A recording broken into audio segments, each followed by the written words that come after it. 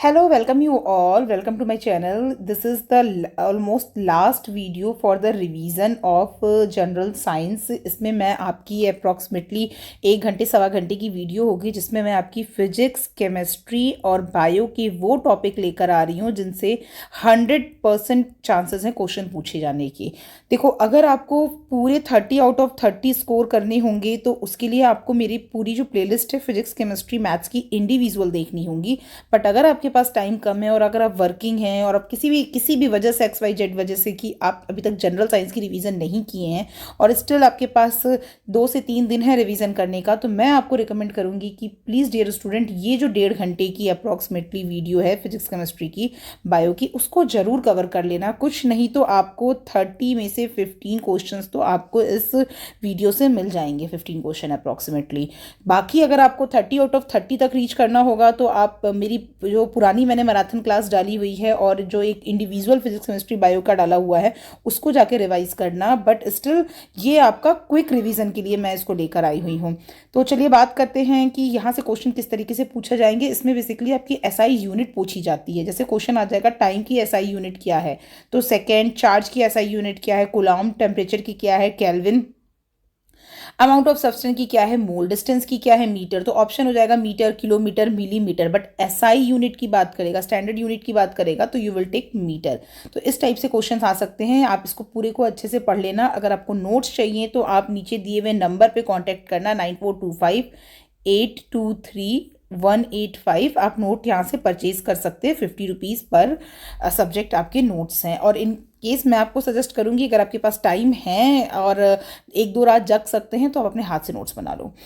Acceleration का metre पर square होगा, ठीक है। और कैपेसिटेंस का फेरेड, तो डेंसिटी, ये सारी यूनिट्स आप एक बार अच्छे से पढ़ लीजिएगा। जिस रिवीजन क्लास है इसलिए मैं थोड़ा जल्दी बढ़ रही हूँ। एनर्जी की बहुत इंपॉर्टेंट है। फोर्स का न्यूटन, ये बहुत इंपॉर्टेंट है। जिसपे मैं इंपॉर्टेंट डालते जा रही हूँ वो आपके पूछे गए हैं पिछले एग्जाम्स में, इसलिए ये बहुत इंपॉर्टेंट है। Inductance, flux, weber, power, what, ये सारे आपके पास्कल प्रेशर का, ये सारे यूनिट्स आपके बहुत ज़्यादा इंपॉर्टेंट हैं, ठीक है। इसको आप अच्छे से देख लीजिएगा। अब हम बात करते हैं मेजरिंग डिवाइस। इससे हर बार एक क्वेश्चन आया है, 110% है, पॉसिबिलिटी है। NTA भी करा रहा है तो भी यहाँ से एक क्वेश्चन तो जरूर डालता है। अगर हम बात करते हैं एक्सक्लेशन को मेजर करने के लिए कौन सी डिवाइस यूज़ होती है, तो एक्सलेरोमीटर यूज़ होती है। मैं सिर्फ इस वाले वीडियो में इंपॉर्टेंट बता रही हूँ जो पूछा जाता है। एटमॉस्फेरिक प्रेशर के लिए क्या यूज़ करेंगे, बैरोग्राफ। पढ़ना आपको सारा है बट जो इंपॉर्टेंट है वो मैं आपको बोल रही हूँ।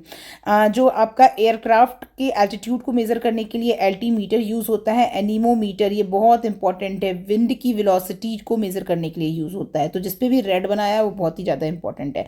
थर्मल रेडिएशन के लिए आपका बोलोमीटर यूज़ होता है। नेक्स्ट मैं बात कर रही हूँ डायनामोमीटर, ये आपका इलेक्ट्रिक पावर को मेज़र करता है। गैल्वेनोमीटर, ये लो मैग्नीट्यूड इलेक्ट्रिक करंट को मेज़र करता है। Dynamo, mechanical to electrical energy, ये सब आपको मेरे MCQ क्वेश्चंस में भी मिल गए होंगे। हाइड्रोमीटर जो है आपका लिक्विड की स्पेसिफिक ग्रेविटी को मेज़र करता है, ठीक है, ध्यान रखना है इसको आप, ओके। फिर आपका आता है पायरोमीटर, ये आपका टेम्परेचर को मेज़र करने के लिए यूज़ होता है, इंपॉर्टेंट है। मैगर जो है आपको इलेक्ट्रिकल इंसुलेशन को मेज़र करने के लिए यूज़ होता है। मैनोमीटर जो है ये भी आपका गैसेस की प्रेशर को मेज़र करने के लिए यूज़ होता है। Lux meter, intensity of light, और ये भी पूछा गया था। लैक्टो जहाँ भी वर्ड आए दैट मीन्स वो आपका मिल्क से रिलेटेड है। और हाइग्रोमीटर, हाइड्रो और हाइग्रो में कंफ्यूज मत होना। हाइग्रोमीटर है आपका एयर की ह्यूमिडिटी को मेज़र करने के लिए यूज़ होता है। रडार की फुल फॉर्म पूछी जा सकती है, इंपॉर्टेंट है, ठीक है। Radio amplification, detection and ranging, इसको आप पढ़ लेना। गेन और आपका रेन गेज पूछा जाता है, किस लिए यूज़ किया जाता है। और इसमें आपका स्पीडोमीटर, व्हीकल की स्पीड को मेज़र करने के लिए। सिज्मोग्राफ है आपका, अर्थक्वेक शॉक्स को मेज़र करने के लिए यूज़ किया जाता है, ठीक है। ये इंपॉर्टेंट थे जो मैंने आपको बता दिया। Next we talk about frequency. Important relation है, यहाँ से न्यूमेरिकल जरूर बनेगा। आपको लैम्डा की वैल्यू 5 दे रखा गया और पूछेगा फ्रीक्वेंसी की वैल्यू क्या है। तो आप यहाँ पे आपको स्पीड ऑफ लाइट पता होना चाहिए। C की वैल्यू होती है 3 × 10⁸ मीटर पर सेकेंड। तो यहाँ से आप वैल्यू डालोगे तो आपसे यहाँ से फ्रीक्वेंसी की वैल्यू निकल के आ जाएगी। अगर लैम्डा मीटर में होगा तो ये फ्रीक्वेंसी की वैल्यू हर्ट्ज में आएगी, ठीक है। ये आपका एक साइकिल जो कंप्लीट होती है ये हमारी फ्रीक्वेंसी होती है। देखो ये लोअर फ्रीक्वेंसी, लॉन्गर वेवलेंथ है। यहाँ पर देखो जितनी बार रिपीटेशन हो रहा है इसको हम बोलेंगे हाई फ्रीक्वेंसी और शॉर्टर वेवलेंथ। नेक्स्ट बात करते हैं, थोड़े स्पीड में चलना पड़ेगा। हाँ, that is very important, very very very important. याद करने का तरीका मैं आपको बता दे रही हूँ। देखो ये जो है ये आपका रिपीट कर रहा है 3 to 30, 30 to 300, 300 to 3000। अगेन देखो बस यहाँ पे किलो हर्ट्स ऐड हो गया, उसके बाद मेगा हर्ट्स ऐड हो गया है, तो हाई से मेगा ऐड कर देना और वेरी लो से किलो ऐड कर देना, बाकी ये रिपीटेड में है। और मैंने इसको शॉर्ट फॉर्म बताया था, वेलम हैव यूज, देखो VLM, वेलम हैव यूज, वेलम वाटर को बोलते हैं, ठीक है। तो इसको आप याद कर लेना, इससे पूछा जाता है कि मीडियम फ्रीक्वेंसी की रेंज क्या है। तो अगर आपने ये चीज़ बना ली है, ठीक है, ELF SLF ULF, तो आपको ये पता चल जाएगा 3 to 30, 30 to 300, 300 to 3000 kilo hertz बनाना है। और जहाँ से ग्रीन शुरू है वहाँ से हाई फ्रीक्वेंसी शुरू हो गई है। तो ये याद करने का तरीका मैंने आपको बता दिया था पुरानी वीडियोज़ में, बहुत अच्छे से समझने के लिए पुरानी वीडियोज़ को ज़रूर देख लेना एक बार।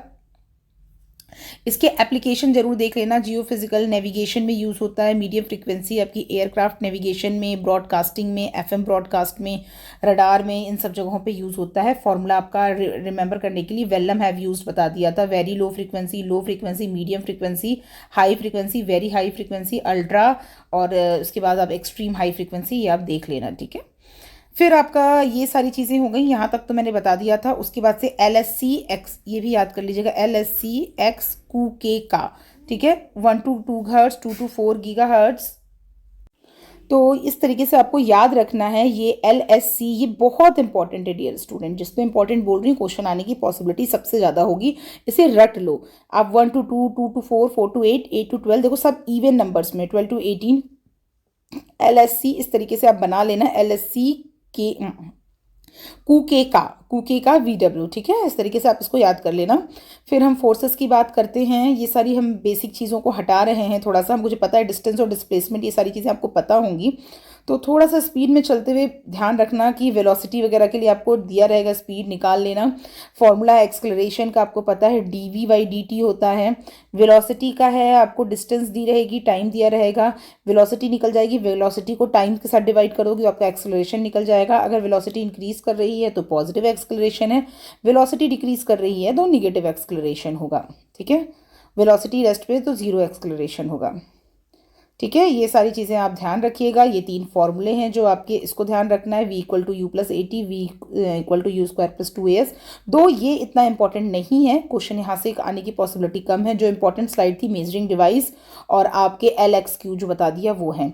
सर्कुलर मोशन की बात करते हैं तो ये आपका सर्कुलर मोशन इस तरीके से परफॉर्म होता है, ठीक है। इसमें जो आपका, इसको अगर आप ध्यान से देखोगे तो ये आप देख रहे हो कि एक्सक्लरेशन जो होता है ये अंदर की तरफ लगता है, देखो, और जो वेलोसिटी होती है वो आपकी टेंजेंशियल होती है, ठीक है। If the speed is constant, body is said to be acceleration, the acceleration is towards the centre, centre की तरफ है तो हम इसको बोलेंगे सेंट्रीपिटल एक्सक्लरेशन। याद रखना, ये अर्थ के रोटेशन में भी ये क्वेश्चन पूछा जाता है इस तरीके से। नेक्स्ट भी बात करते हैं कुछ न्यूटन्स फर्स्ट लॉ, ये तीनों याद रखना, first law and second law important है। देखो जैसे यहाँ पर क्या है कि कोई बॉडी मूव कर रही तो मूव ही करेगी, रेस्ट में तो रेस्ट भी रहेगी, अनटिल अनलेस उस पर कोई फोर्स ना लगाया जाए, ठीक है। तो ये हमारी आपकी कहते हैं फर्स्ट लॉ। एग्जांपल्स होते हैं जो आप देख लेना कि ट्रेन अचानक से मूव करती है तो इंसान आगे की तरफ गिर जाता है, this is the Newton's first law. Second law में आपका F = ma आ जाता है, इस फॉर्मूले पे न्यूमेरिकल भी पूछा जाएगा, मास इनटू एक्सलरेशन होता है। थर्ड होता है every action has a reaction, ठीक है। तो एक जो भी आप एक्शन दोगे उसका एक रिएक्शन आएगा। एग्जांपल्स आपको देख लेने हैं इसके। यूनिट आपको पता है डाइन, CGS यूनिट डाइन है और आपका SI यूनिट न्यूटन है। 1 न्यूटन = 10⁵ डाइन, याद रखना इस चीज़ को। फोर्सेस याद रखना, ये 4 टाइप के फोर्सेस होते हैं। सबसे स्ट्रॉन्ग फोर्स होता है न्यूक्लियर फोर्स, सबसे वीक फोर्स होता है आपका ग्रेविटेशनल फोर्स। नाम से मत चले जाना कि वीक फोर्स ऑप्शन देगा तो आपको वीक फोर्स टिक कर देना है, ठीक है। ग्रेविटेशनल फोर्स आपको पता है कि वैल्यू जो होती है जी की, वो वैल्यू ऑफ जी होती है 1/6 ऑफ दैट ऑफ अर्थ। अगर हम मून पर बात करते हैं तो आपकी 1/6 हो जाती है। वेरिएशन इंपॉर्टेंट है, ये स्लाइड आपकी इंपॉर्टेंट है, जी का वेरिएशन। हाइट इंक्रीज करती जाएगी तो जी की वैल्यू आपकी डिक्रीज करती जाएगी। सेम इसी तरीके से है कि डेप्थ में भी जाएंगे तो 0 हो जाएगी और सेंटर ऑफ द अर्थ पर आपकी 0 हो जाएगी। जी आपका इक्वेटर पर लेस होता है, पोल पर ज़्यादा होता है, याद रखना। ई पर लेस होगा, जी यानी जी पे लेस होगा, और मतलब इक्वेटर पर लेस होगा, पोल पर ज़्यादा होगा। फोर्सेस के बारे में आपको सिर्फ इतना ध्यान रखना है कि सबसे वीक फोर्स होता है आपका ग्रेविटेशनल फोर्स, सबसे स्ट्रॉन्ग फोर्स होता है आपका न्यूक्लियर फोर्स जो होता है, ठीक है। इसके बाद से ये formula F equal to q E plus q v v sine theta, numerical पूछा जा सकता है लॉरेंज फोर्स वगैरह पर, बट इतना इंपॉर्टेंट नहीं है। न्यूक्लियर फोर्स की वैल्यू अप्रॉक्सीमेटली याद रखना, रेंज ये 10⁻⁻15 मीटर की रेंज पर लगता है, इसकी रेंज कम होती है, बट ये स्ट्रॉन्ग फोर्स होता है। फ्रिक्शन फोर्स आपको पता है गाड़ी वगैरह के लिए ये इंपॉर्टेंट है, सबसे ज़्यादा लगता है सॉलिड सॉलिड सरफेस में सबसे ज़्यादा लगेगा, लिक्विड लिक्विड सरफेस में लेस होगा, सॉलिड गैस सरफेस में और भी कम होगा, ठीक है। तो ये चीज़ें याद रखना।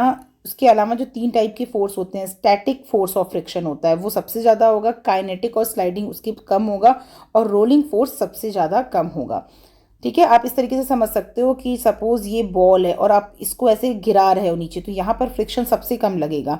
सेम इसी तरीके से अगर किसी ऐसे नॉर्मल हॉरिजेंटल इस पे ले रहे हो तो यहाँ पर ज़्यादा लगेगा, रोलिंग पर सबसे कम लगेगा फोर्स, ठीक है। तो ये एक तरीके से बताया गया कि स्टैटिक फोर्स सबसे लार्जेस्ट होता है। एडवांटेज डिसएडवांटेजेस आप पढ़ लेंगे। फिर हम बात करते हैं सेंट्रीपिटल फोर्स की, जो आपका सेंटर की तरफ लगता है, that is called centripetal force. तो ये आपका रेडियली इनवर्ड लगता है और टेंजेंटली आउटवर्ड लगता है, ठीक है। याद रखना इसकी वेलोसिटी के ये आपका एक दूसरे के परपेंडिकुलर होते हैं, ठीक है। जो आपका मोशन, प्लैनेट का मोशन मैंने बताया था। सेंट्रीफ्यूगल फोर्स भी ऐसे ही है ऑलमोस्ट, ये सारी चीज़ें आप पढ़ लीजिएगा। वर्क पावर एनर्जी से न्यूमेरिकल जरूर आएंगे, ठीक है, कि जो वर्क होता है वो आपका क्या होता है, फोर्स इनटू डिस्प्लेसमेंट। इस बॉक्स को यहाँ से यहाँ तक शिफ्ट करने में जितना काम किया गया है उसको हम फोर्स कहेंगे, और उस जितने डिस्टेंस तक ट्रैवल किया गया है और जितना फोर्स लगा है उसके मल्टीप्लिकेशन को हम वर्क कहेंगे।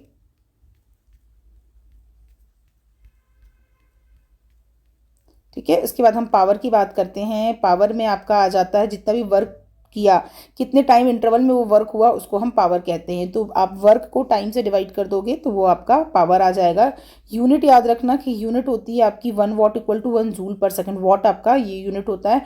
और अगर मशीन्स के लिए बोलेंगे तो 1 हॉर्स पावर इक्वल टू 746 वाट, ये भी चीज़ इंपॉर्टेंट है, याद रखना आप, ठीक है।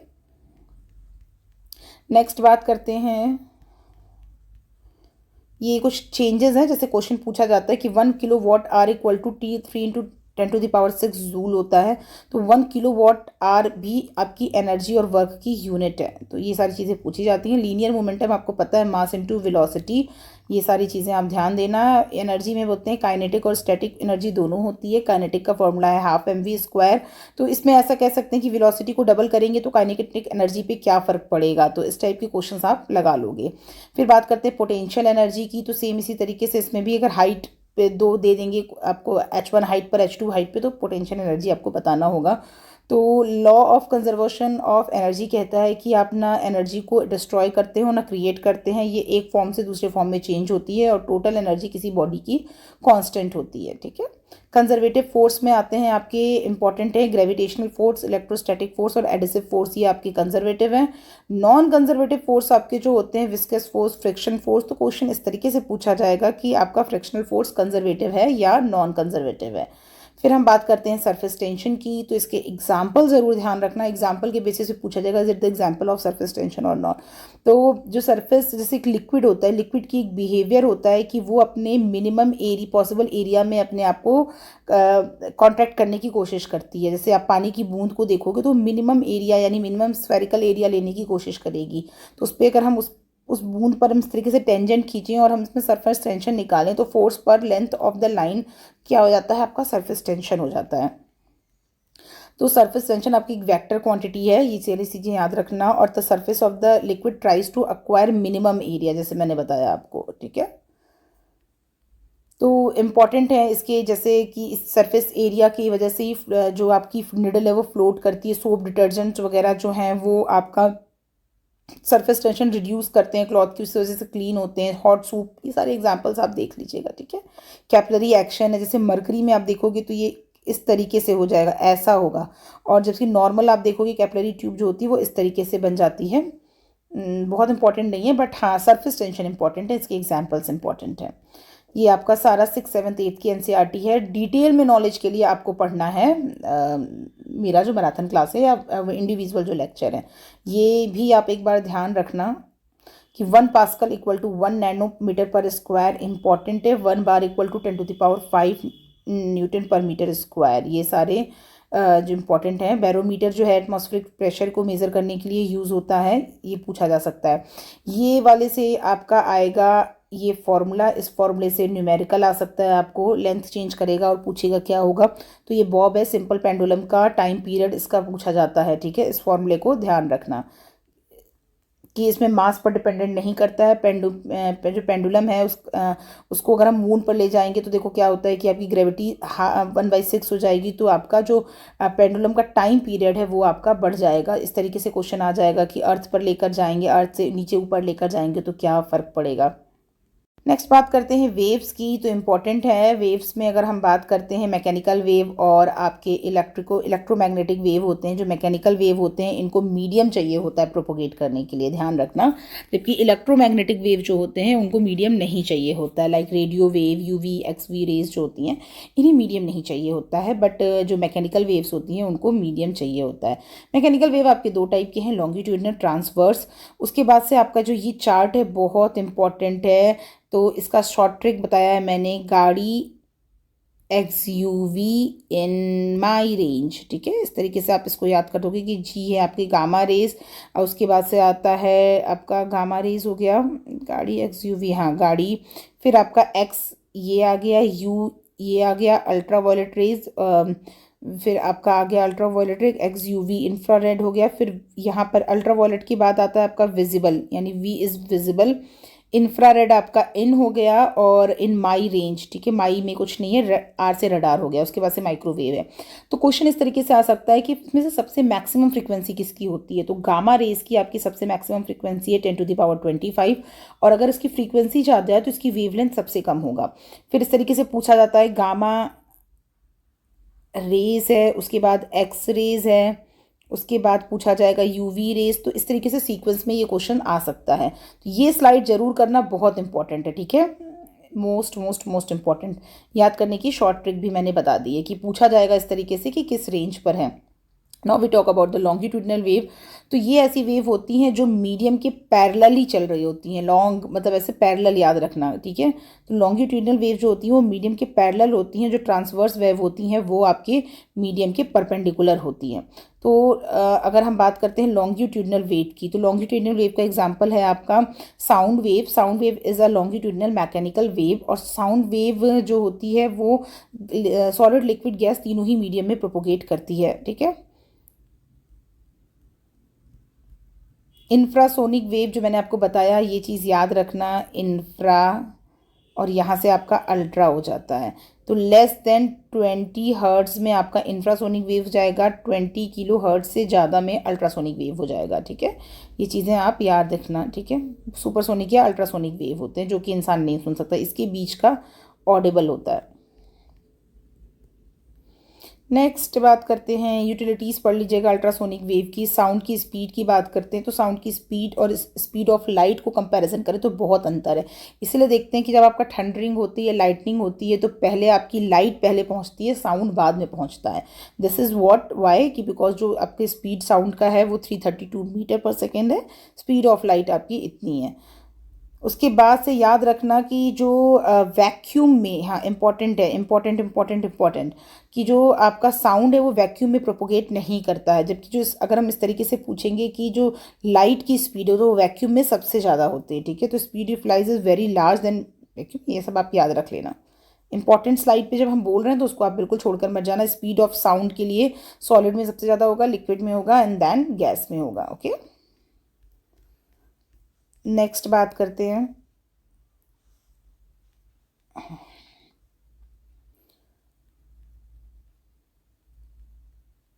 फ्रीक्वेंसी और पिच, पता ही है आपको। इको का मतलब होता है जो रिफ्लेक्शन करने की फिना होती है, जो साउंड होती है वापस होकर आती है, उसको इको कहते हैं। सोनार का फुल फॉर्म बहुत ही इंपॉर्टेंट है, sound navigation and ranging. Sound navigation and ranging, ये जो अल्ट्रासोनिक साउंड प्रोड्यूस होती हैं उनको ये मेज़र करने के लिए यूज़ में होता है सोनार। डॉपलर इफेक्ट पता है आपको कि जो रिलेटिव मोशन होता है ऑब्जर्वर और सोर्स के बीच का, उसको हम डॉपलर इफेक्ट के थ्रू देखते हैं, ठीक है। तो क्वेश्चन यहाँ पे भी आ सकता है डॉपलर इफेक्ट क्या होता है। फिर आपका ये मैक नंबर है, याद रख लेना इसको, ग्रेटर देन 1 होगा तो इसको हम सुपरसोनिक कहेंगे, और ग्रेटर देन 5 होगा तो ये आपका हाइपरसोनिक हो जाएगा।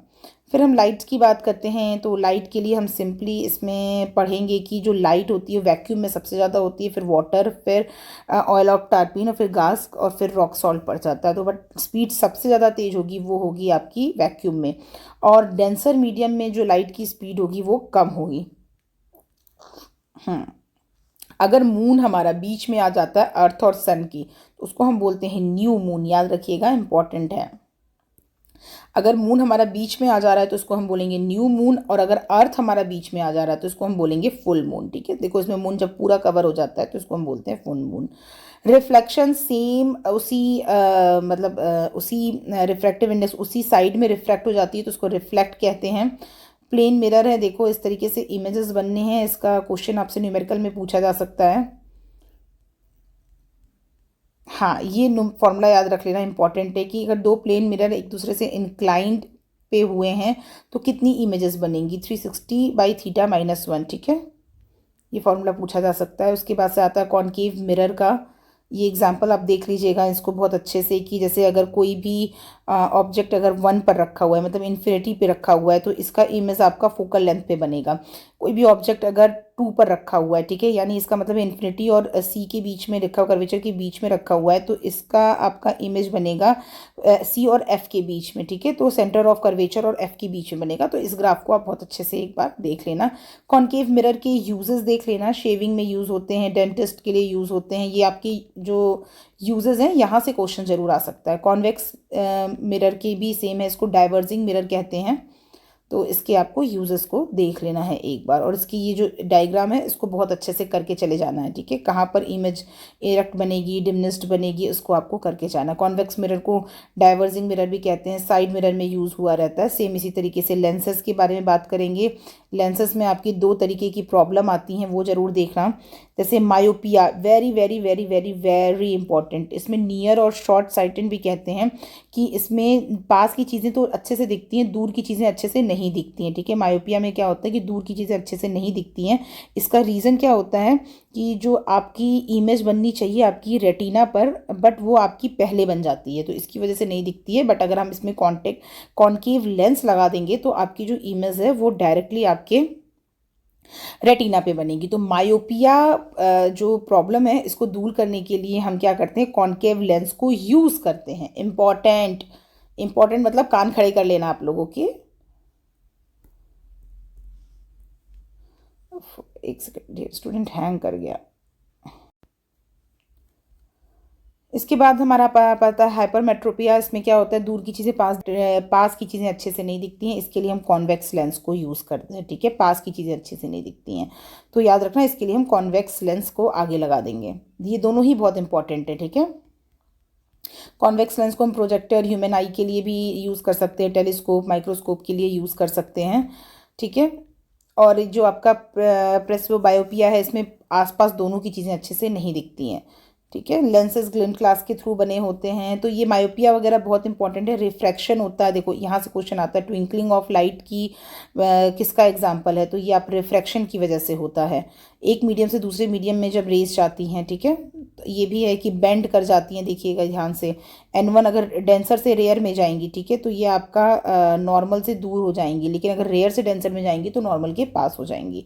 टोटल इंटरनल रिफ्लेक्शन है कि आपका सेम उसमें जाकर आपका सेम जिस भी रिफ्रैक्टिव इंडेक्स में है उसी में वापस आ जाती है। तो light ray must be enter from denser to rare, और इसमें क्या होता है कि angle of incidence greater than the critical angle.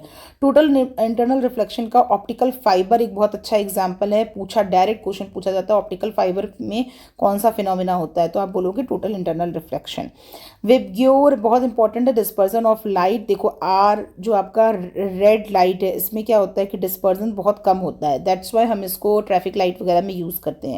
Violet light में आप देखोगे कि डेविएशन जो है, डिस्पर्जन डेविएशन क्या है आपका, बहुत ज़्यादा है। तो ये सारी चीज़ें देख लेना कि अगर डेविएशन ज़्यादा है तो वेवलेंथ कम होगी। जैसे वॉयलेट में देखो लीस्ट वेवलेंथ है, डेविएशन ज़्यादा है। ठीक है, यही चीज़ें आप याद रखना कि डेविएशन ज़्यादा मतलब larger refractive index.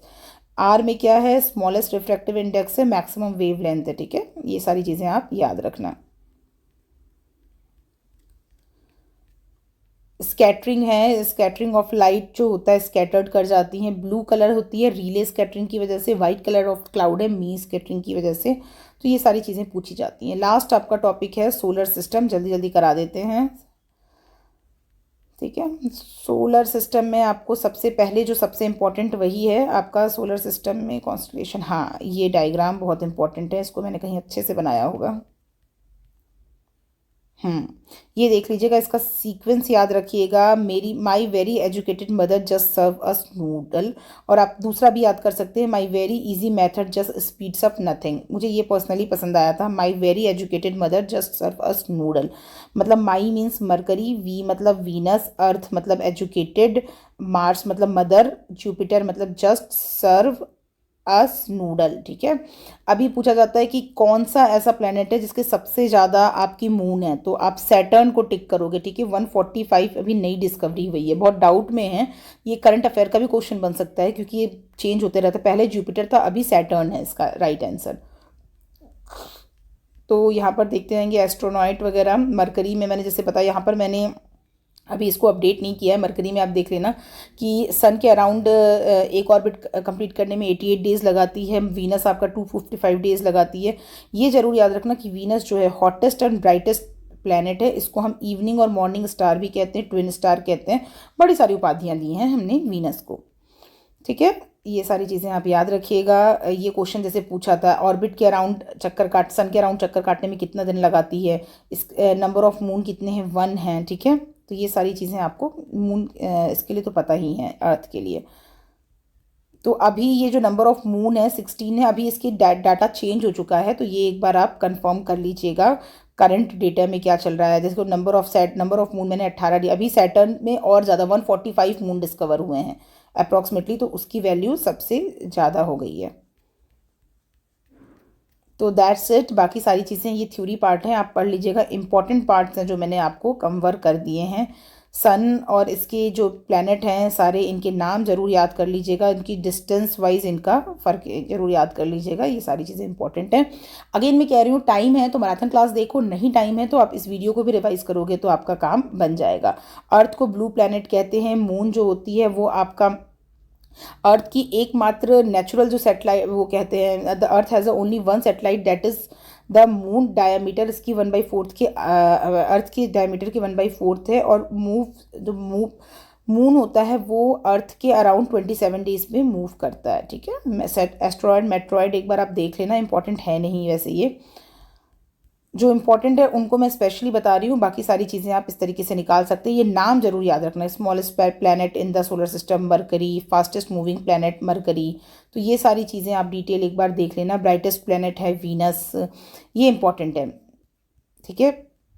The planet has a visible from the earth Venus है, ठीक है। The planet which has a maximum number of moon Saturn है, ठीक है, ये सही है। आप अभी बीच में कहीं मैंने जुपिटर बताया था, अभी चेंज हो गया, ये सैटर्न की 145 नई डिस्कवरी हुई है, तो सैटर्न ही है। Which planet is the fastest rotating planet, that is Jupiter. Largest planet Jupiter. तो ये सारे क्वेश्चन आपके डायरेक्ट आएंगे अगर आपके एमसीक्यू में आएंगे, ठीक है। तो ये थ्योरी आप देख लेना। That's all for the physics. अब हम नेक्स्ट मूव करते हैं केमिस्ट्री की ओर। तो होपफुली वीडियो पसंद आ रही होगी dear student. Is just the one request कि प्लीज़ चैनल को सब्सक्राइब ज़रूर कीजिएगा कि एटलीस्ट मुझे मोटिवेशन मिले कि मैं उन स्टूडेंट्स के लिए काम कर रही हूँ जो 3 दिन बाद पेपर देने वाले हैं। और अगर एक भी क्वेश्चन आपको इस वीडियो से मिलकर आपको मेरी याद आती है कि हाँ ठीक है, मैम ने पढ़ाया था और ये क्वेश्चन मुझे बस देखते ही टिक करना है, तो उस जैसे 3 सितंबर का पेपर दिया था और जब स्टूडेंट्स आकर मुझे वापस से बोले कि मैम मैक्सिमम क्वेश्चंस आपके पेपर से आए थे, मैक्सिमम क्वेश्चंस आपके जनरल साइंस के से आए थे, तो ये मुझे बहुत अच्छा लगा।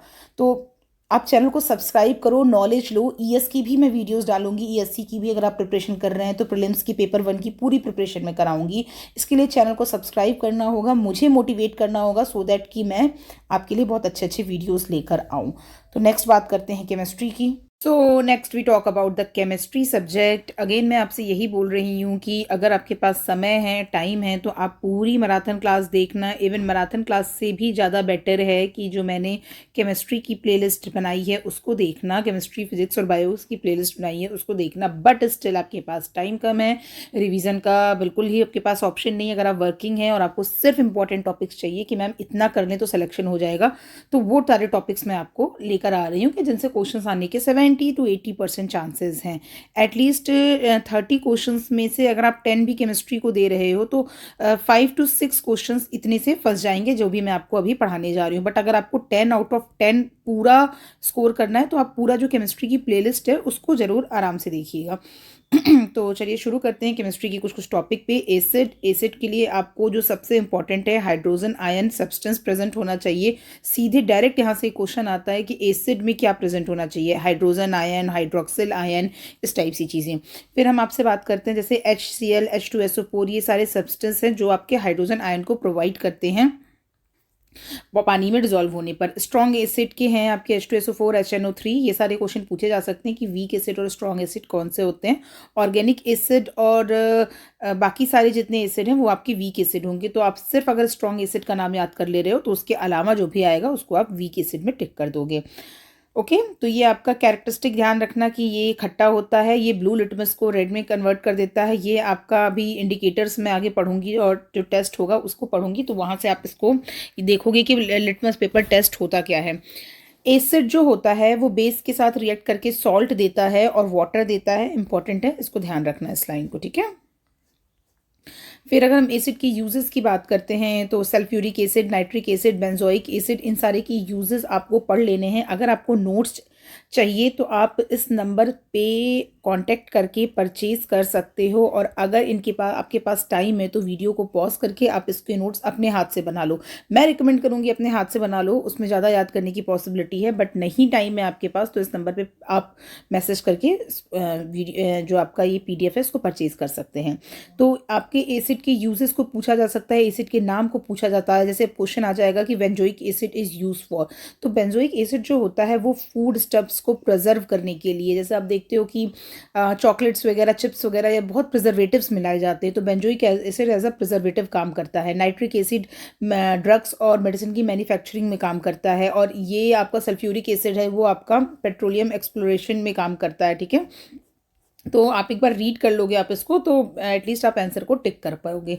लैक्टिक एसिड जैसे मैंने बताया कर्ड में काम करता है। एसिटिक एसिड है जो आपका विनेगर की प्रिपरेशन में काम करता है। तो ये सारी चीज़ें एक बार थ्योरी है, आप पढ़ लेना। हम बात करते हैं बेस की, तो बेस में कौन सा आयन प्रेजेंट होता है, OH आयन, याद रखना, ठीक है। OH यहाँ से रिलेट कर लेना, NaOH, NH4OH और आपका KOH, इस टाइप से चीज़ें होती हैं, ठीक है। तो अब हम बात करते हैं, देखो ये आपका स्ट्रॉन्ग बेस होते हैं जो ग्रुप 1 के होते हैं। लिथियम, सोडियम, पोटेशियम, ये सारे आपके ग्रुप 1 के स्ट्रॉन्ग बेस होते हैं। और ग्रुप 2 में अगर बेरिलियम को हटा दिया जाए तो मैग्नीशियम, कैल्शियम, ये सारे आपके क्या होंगे, वीक बेस बनाएंगे। कैरेक्टरिस्टिक में ये कड़वा होता है, रेड लिटमस को ब्लू में कन्वर्ट कर देता है। स्ट्रॉन्ग बेस जो होते हैं वो आपके गुड कंडक्टर ऑफ इलेक्ट्रिसिटी हैं होते हैं। डायरेक्ट क्वेश्चन पूछा जाता है। अगर हम यूज़ की बात करते हैं तो कैल्शियम हाइड्रोक्साइड को वाइट वॉशिंग में जो यूज़ करते हैं, प्लास्टर करने में, ब्लीचिंग पाउडर की प्रोडक्शन के लिए यूज़ करते हैं। कास्टिक सोडा को यूज़ करते हैं सोप बनाने के लिए। पोटेशियम हाइड्रोक्साइड को यूज़ करते हैं सोप की प्रिपरेशन के लिए। तो आप इसकी वो पढ़ लीजिएगा, इंपॉर्टेंट ये है मैग्नीशियम हाइड्रोक्साइड जो होता है यानी MgOH का होल स्क्वायर। मैग्नीशियम हाइड्रोक्साइड होता है, इसको हम मिल्क ऑफ मैग्नीशिया भी कहते हैं। वो एसिडिटी को रिमूव करने के लिए यूज़ होता है, ये इंपॉर्टेंट है। सॉल्ट आपको पता है, एसिड और बेस रिएक्ट करते हैं तो वो सॉल्ट बना देते हैं। Salt is compound form by acid and alkali. Base को अल्कली भी कहते हैं, नाम याद रखना आप, ठीक है। जल्दी जल्दी आगे बढ़ते हैं। हाँ, सोडियम बाइकार्बोनेट, ये मैंने जो नोट्स हैं उसमें ये चीज़ थोड़ी मिसप्रिंट हो गई है। सोडियम कार्बोनेट को हम as a washing soda use करते हैं और सोडियम बाइकार्बोनेट को हम as a baking soda use करते हैं, ठीक है। और आपका यहाँ पर कास्टिक सोडा होता है, NaOH जो होता है। सोडियम हाइड्रोक्साइड को हम कास्टिक सोडा कहते हैं, सोडियम कार्बोनेट को वॉशिंग सोडा कहते हैं। सोडियम बाइकार्बोनेट जो होता है वो हम बेकिंग पाउडर में, केक के लिए, फर्मेंटेशन के लिए जो होता है सोडियम बाइकार्बोनेट यूज़ करते हैं। जो फर्मेंट मतलब जो केक की स्पॉन्जिनेस आती है वो आपकी सोडियम बाइकार्बोनेट से आती है।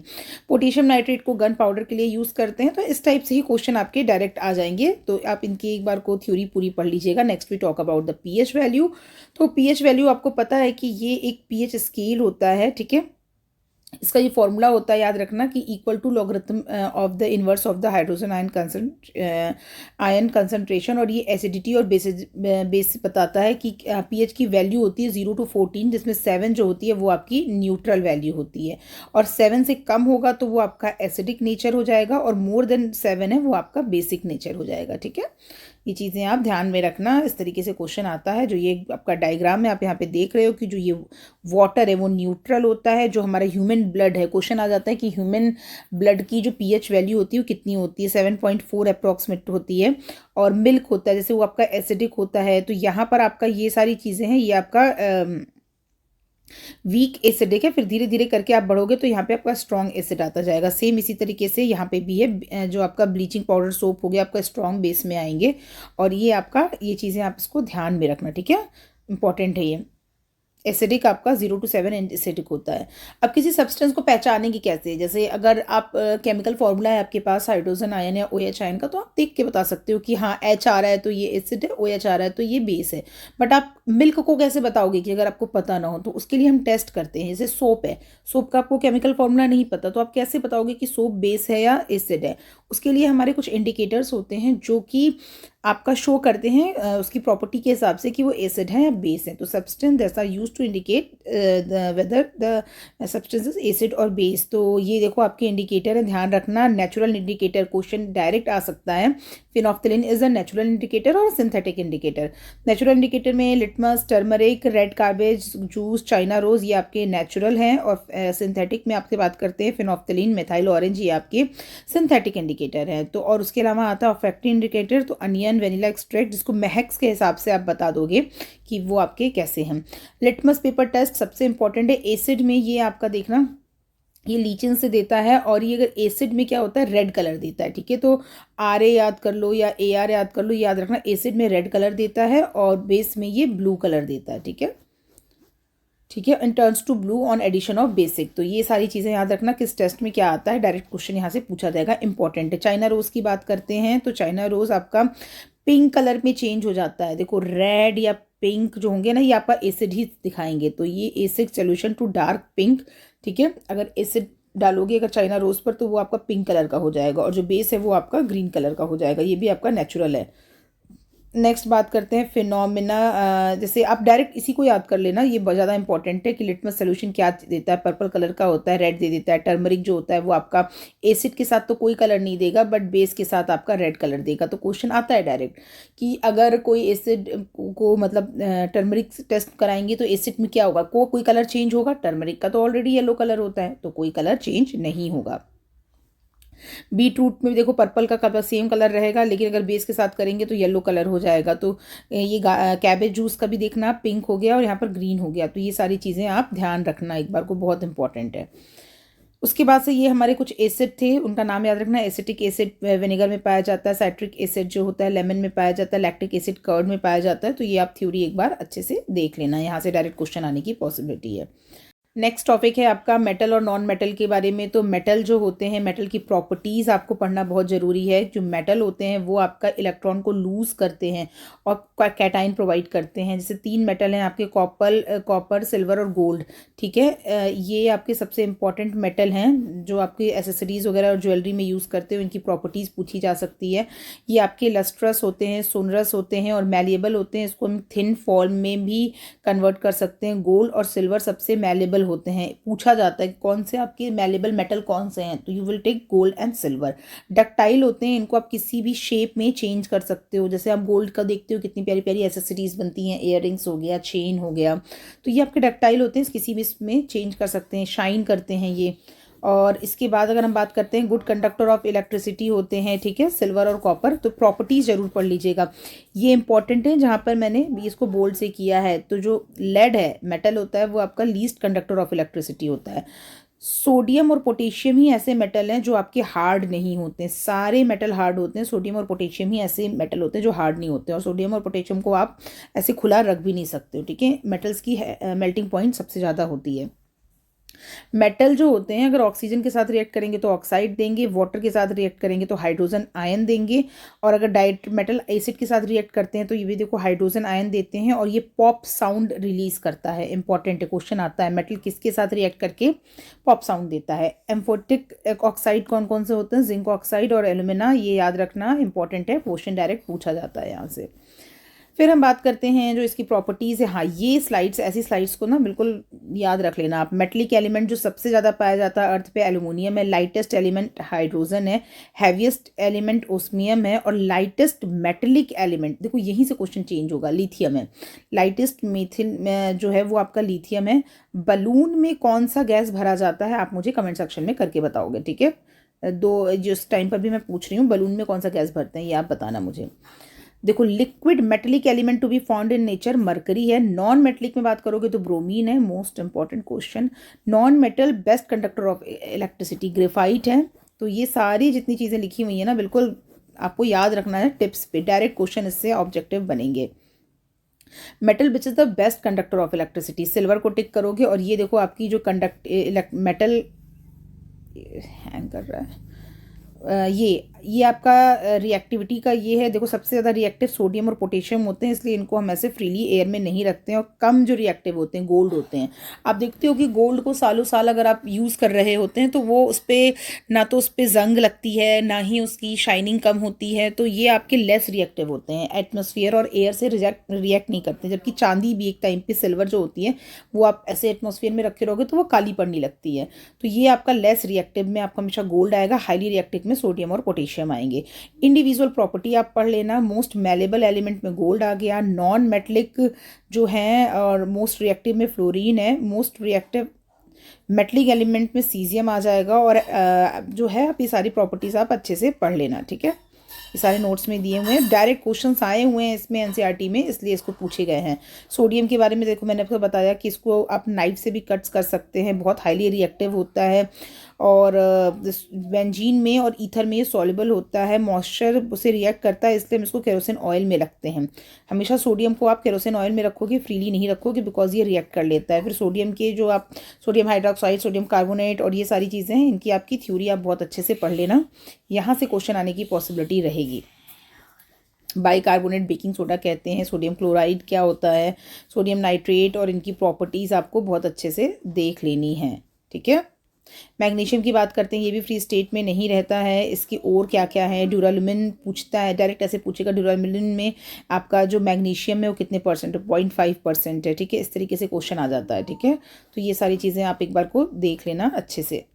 वो सारी प्रॉपर्टी पढ़नी है। कैल्शियम के बारे में पढ़ना है, कैल्शियम के क्या क्या और हैं, कंपाउंड्स हैं, लाइक हाइड्रोक्साइड, इसको हम स्लैग्ड लाइम भी कहते हैं।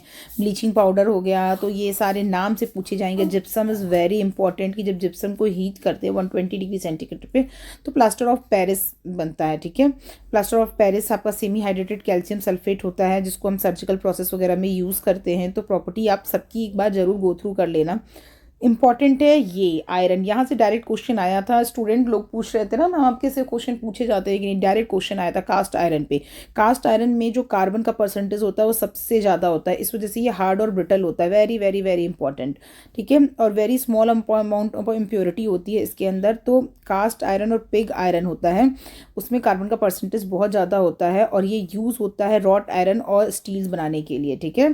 कास्ट आयरन के बाद हम बात करते हैं आपका रॉट आयरन, या जो आपके कार्बन किस तरीके से होता है कास्ट आयरन में, तो वो आपका होता है ग्रेफाइट के फॉर्म में और आयरन कार्बाइड के फॉर्म में होता है, ठीक है। ये सारी चीज़ें आप देख लेना। उसके बाद से आपके स्टील के बारे में आ गया।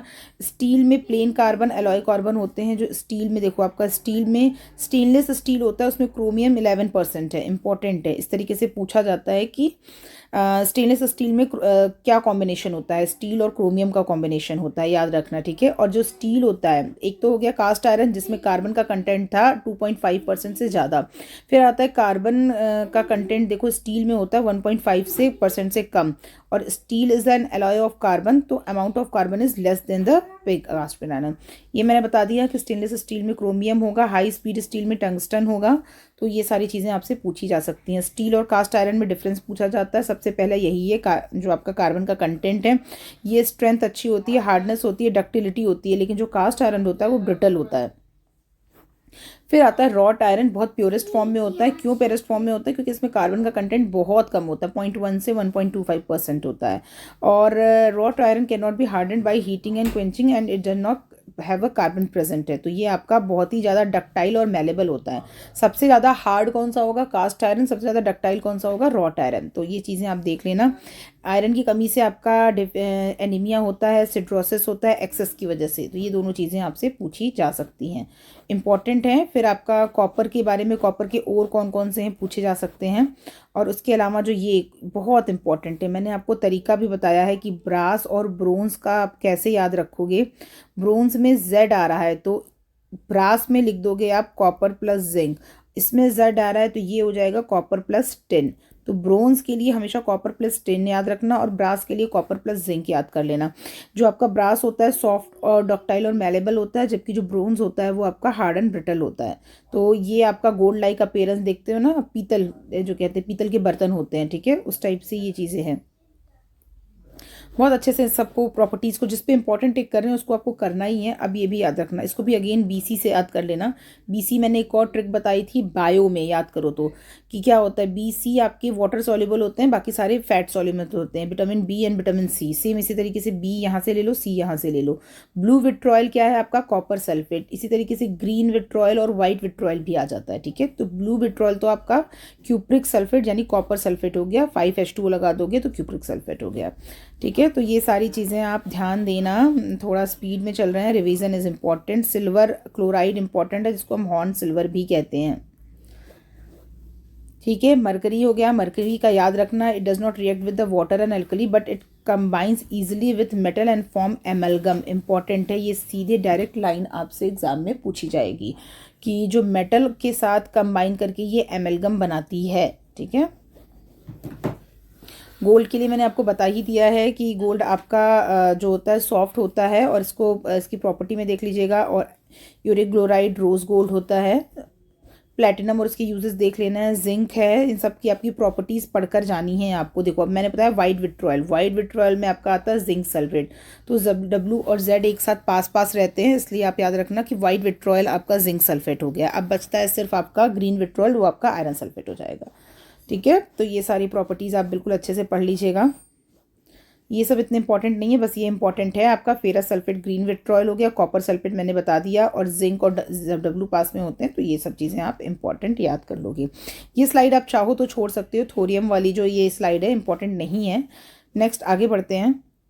नेक्स्ट हम बात करते हैं कार्बन, ऑक्सीजन, फास्फोरस, नाइट्रोजन के बारे में। इन सब के बारे में भी आप देख लेना। कार्बन की ये तीनों चीज़ें बहुत इंपॉर्टेंट है, डायमंड, ग्रेफाइट एंड कोक।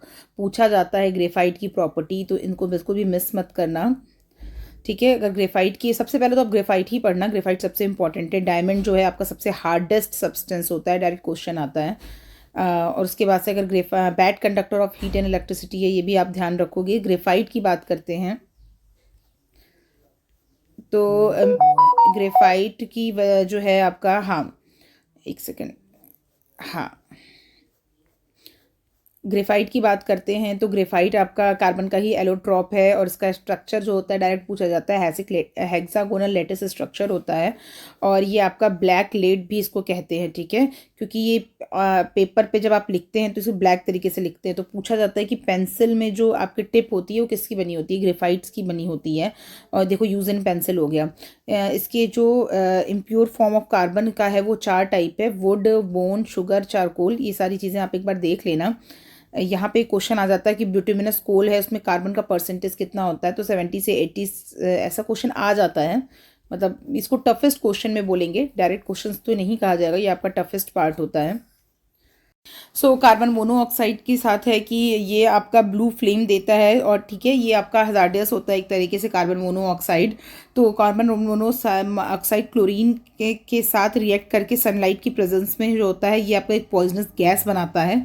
तो प्रॉपर्टीज़ आपको देखनी पड़ेंगी, जिनका नाम लिया है वो प्रॉपर्टीज़ तो ज़रूर देखनी पड़ेंगी। कार्बन डाइऑक्साइड एटमॉस्फेयर में जैसे 0.03% में होता है। आप रिस्पायरेशन में जब आप रिलीज़ करते हो तो कार्बन डाइऑक्साइड रिलीज़ करते हो, ठीक है, और ये फर्मेंटेशन की प्रोसेस में भी रिलीज़ होता है।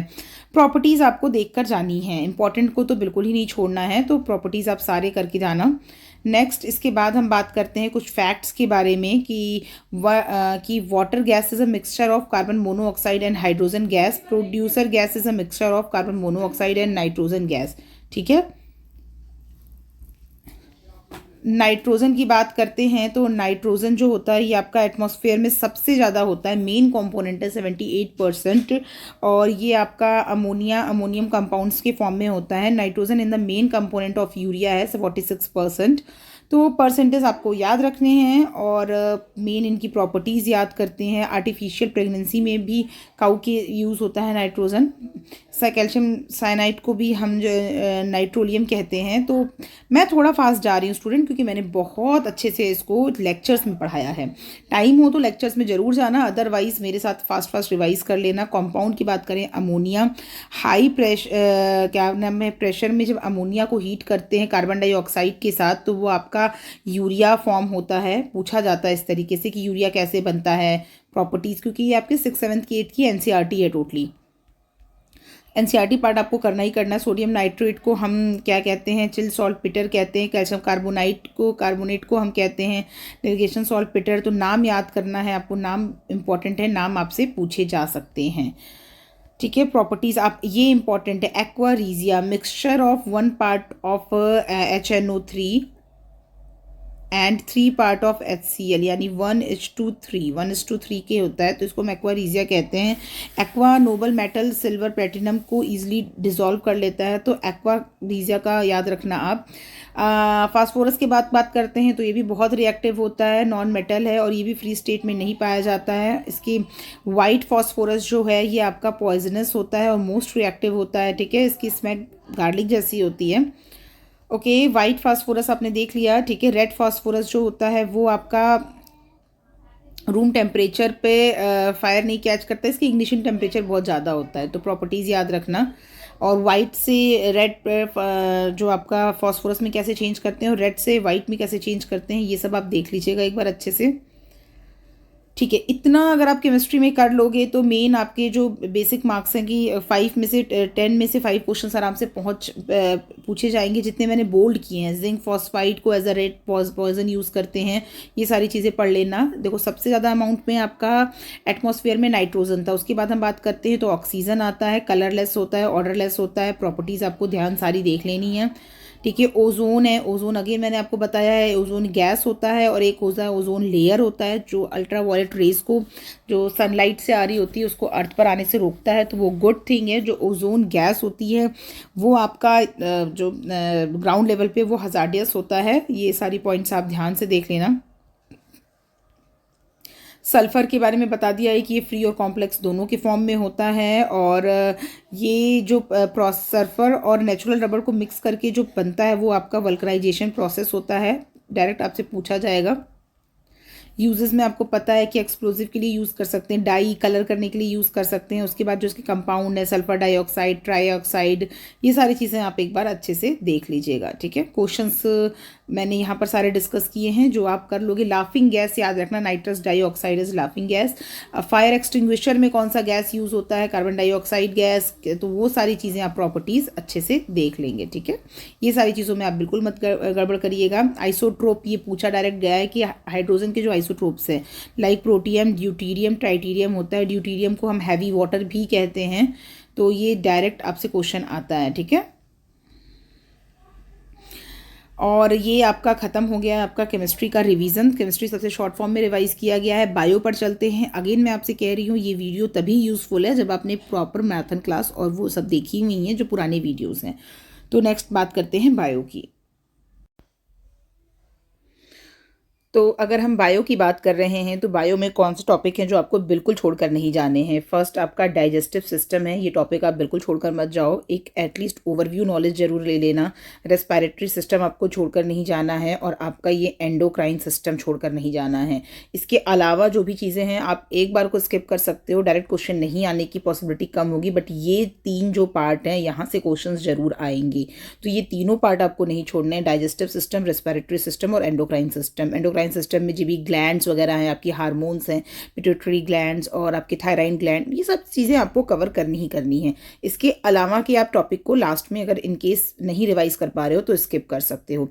ये डायग्राम जरूर ध्यान रखना। डाइजेस्टिव सिस्टम आपका माउथ से शुरू होता है, टीथ जो इम्पॉर्टेंट है, टीथ आपके 4 टाइप्स के होते हैं, कैनाइन, और ये सारी चीज़ें आपको बहुत अच्छे से देखनी है। उसके सारी की वर्किंग नहीं छोड़कर जानी। इंजेशन है, जब आप खाना मुंह में लेते हो। डाइजेशन होता है, यानी जब आपकी जो खाना होता है वो आपका ब्रेक डाउन होता है डिफरेंट पार्ट्स में, और उसके बाद से वो ब्लड के थ्रू आपकी पूरे बॉडी में जाता है, और फिर वो आपके सारे बॉडी पार्ट, मतलब वो ब्लड में फ्लो करता है, उसके बाद सारे बॉडी पार्ट्स में जाता है, और उसके बाद वो बाहर आ जाता है। तो ये सारी चीज़ें आपको बिल्कुल नहीं भूलनी है, बेसिक कॉन्सेप्ट। जैसे मैंने बताया कि फूड मटेरियल को आप लोगे, ब्रेक डाउन होगा कॉम्प्लेक्स फूड का, और उसका मूवमेंट होगा डाइजेस्टेड फूड का, फिर उसका यूटिलाइजेशन होगा और रिमूवल ऑफ वेस्ट होगा। तो ये सारी चीज़ें बिल्कुल मत भूलना, ठीक है। टीथ के 4 टाइप्स मत भूलना, incisor, canine, premolar and molar, important है ये, इस टाइप से याद रखना। टोटल 32 दांत होते हैं, तो कितने इंसीजर होते हैं, कितने कैनाइन होते हैं, ये सारी चीज़ें याद रख लेना। अगर आप देखो, मैंने टीथ को अगर एक हाफ पार्ट में डिवाइड किया है, मतलब इसको इस तरीके से समझो। अब मैं इधर के 8 दांत बता रही हूँ कौन कौन से हैं। तो ये आपके 2 हैं, फर्स्ट के इंसीजर हो गए, उसके बाद से एक थोड़ा मोटा सा दांत नुकीला सा होता है, उसको कैनाइन कहते हैं। उसके बाद से आपके होते हैं प्री मोलर, और उसके बाद होते हैं आपके मोलर, ठीक है। तो ये चीज़ें आपका याद रखना, ठीक है, कि आपके कितने प्रीमोलर होते हैं और कितने मोलर होते हैं। 2 इंसीजर इस साइड, तो फिर इसी तरीके से 2 इंसीजर इस साइड हो जाएंगे आपके, तो टोटल आपके 8 हो जाएंगे, ठीक है। तो ऊपर की तरफ आपके 16 और नीचे की तरफ 16, टोटल आपके 32 दांत होते हैं, ओके। तो ये सारी चीज़ें आप याद रखना। जो आपका, ये मैंने एक पार्ट का दांत बनाया है, कंफ्यूज मत होना। तो जो आपका सलाइवरी ग्लैंड है, वो आपका जो है सलाइवा को सेक्रेट करता है, जो आपका स्टार्च को शुगर में आपका ब्रेक डाउन करता है। जो सबसे ज़्यादा इंपॉर्टेंट है, ये यहाँ पर आ गया हमारा, हाँ, ये तीनों स्लाइड जरूर कर जाना आप लोग। पेप्सिन जो है, पेप्सिन जो होती है वो आपकी प्रोटीन को ब्रेक डाउन करती है। HCl है जो आपकी स्टमक में एसिडिक मीडियम क्रिएट करती है। एसिडिक मीडियम क्रिएट होगा तभी आपका ये पेप्सिन जो है वो एक्टिवेट होगा और वो प्रोटीन को ब्रेक डाउन करेगा। और HCl आपके स्टमक को ज़्यादा एसिडिक ना कर दे, इसलिए म्यूकस होते हैं जो आपके स्टमक के जो इनर लाइनिंग होती है इसको प्रोटेक्ट करते हैं।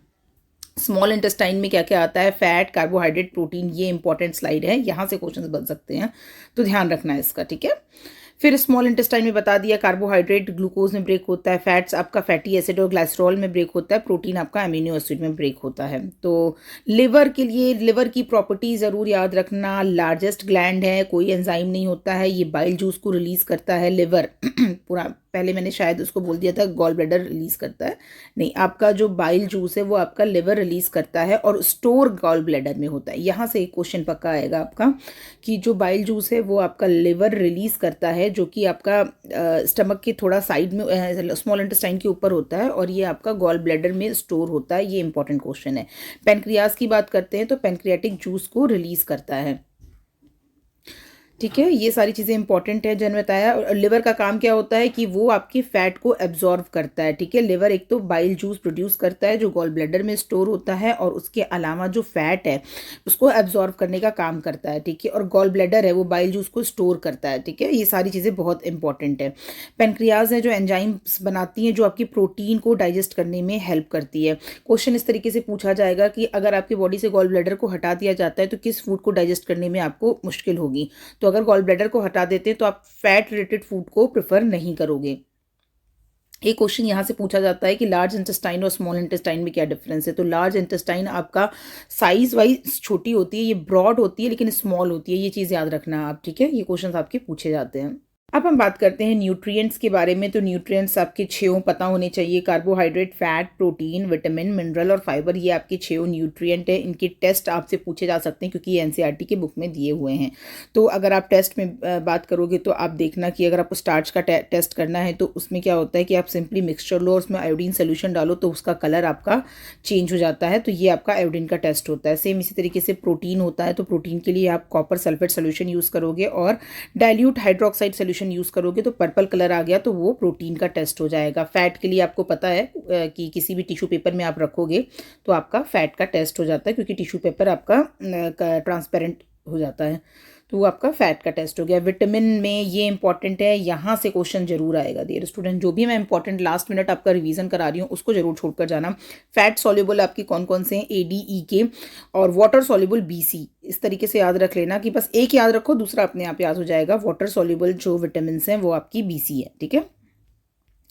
उसके अलावा क्या क्या रोग होते हैं इंपॉर्टेंट है। विटामिन C से स्कर्वी होता है और विटामिन D से रिकेट्स। विटामिन D बहुत इंपॉर्टेंट है, क्वेश्चन आता है कि हमारी बॉडी में क्या सबसे ज़्यादा बनता है, तो विटामिन D बनता है। विटामिन D का सोर्स क्या है, तो सनलाइट भी आपका सोर्स है। आउटर सोर्स की बात करते हैं, आयोडीन से गोइटर होता है, आयरन से एनीमिया। पूरी स्लाइड बहुत इंपॉर्टेंट है, इसको आप छोड़कर नहीं जाओगे अगर आप एग्जाम की तैयारी कर रहे हो तो। नेक्स्ट बात करते हैं ह्यूमन हार्ट। ह्यूमन हार्ट में आपको पता है कि ये आपकी ऑक्सीजनेटेड ब्लड है, रेड से जो दिखाया, और ये आपका डीऑक्सीजनेटेड ब्लड है। पल्मोनरी वीन और पल्मोनरी आर्टरी पढ़ लेना। आर्टरी आपकी ऑक्सीजनेटेड को ले जाती है, बट पल्मोनरी आर्टरी जो होती है वो डीऑक्सीजनेटेड को ले जाती है। जो एक्सेप्शनल है वो याद रख लेना। आरबीसी से पिछली बार क्वेश्चन आया था, ये आपका ये ऑक्सीजन कार्बन डाइऑक्साइड को कैरी करती है, इसमें हीमोग्लोबिन होता है, इसकी वजह से ये आपका रेड कलर होता है। प्लेटलेट्स का क्या काम होता है कि ये आपकी ब्लड की क्लॉटिंग में हेल्प करती है, ये क्वेश्चन भी पूछा जाता है। WBC आपको पता है कि ये एंटीबॉडी प्रोड्यूस करने का काम करती है और ये आपका लिक्विड कंपोनेंट है। प्लाज्मा जो होता है इसमें 90% वाटर है, 10% ऑर्गेनिक सब्सटेंस होते हैं, ठीक है। ये सारी चीज़ें आप ध्यान रखना एक बार को। आर्टरीज मैंने बता दिया कि ये ऑक्सीजनेटेड ब्लड को लेकर जाएगी और ये थिक एंड इलास्टिक होती है, जबकि ये इसको हम डिस्ट्रीब्यूटिंग वेसल भी कहते हैं। ये सारी चीज़ें जो मैं बता रही हूँ ये सारी आपकी इंपॉर्टेंट है, इनको आपको छोड़कर नहीं जाना है। वीन्स में भी डीऑक्सीजनेटेड को ब्लड को लेकर जाती है और ये कलेक्टिंग वेसल है, इसको हम कलेक्टिंग वेसल कहते हैं। और याद रखना कि पल्मोनरी आर्टरी इसका ऑपोजिट काम करेगी। तो ये डिफरेंसेस आपको याद रखना है। हाँ, ये भी याद रखना, 3-4 ऑप्शंस हो जाएंगी कि ये थिक एंड इलास्टिक होती है और जो आपकी वीन्स होती हैं वो आपकी थिन एंड इलास्टिक होती हैं। लंग्स मैंने आपको बता दिया था, जब आप इनहेल करोगे तो ये आपकी रिब्स हैं जो बाहर की तरफ जाएंगी और डायफ्राम जो है वो आपका नीचे की तरफ जाएगा। जब आप एक्सहेल करोगे तो आपका ये जो रिब्स हैं वापस सेम पोजीशन में हो जाएंगी और आपका जो ये है वो ऊपर की तरफ उठ जाएगा। तो ये आपका इनहेलेशन एक्सलेशन है। एरोबिक प्रोसेस वेरी इंपॉर्टेंट, यहाँ से एक क्वेश्चन जरूर बनेगा, पिछली बार भी पूछा गया था।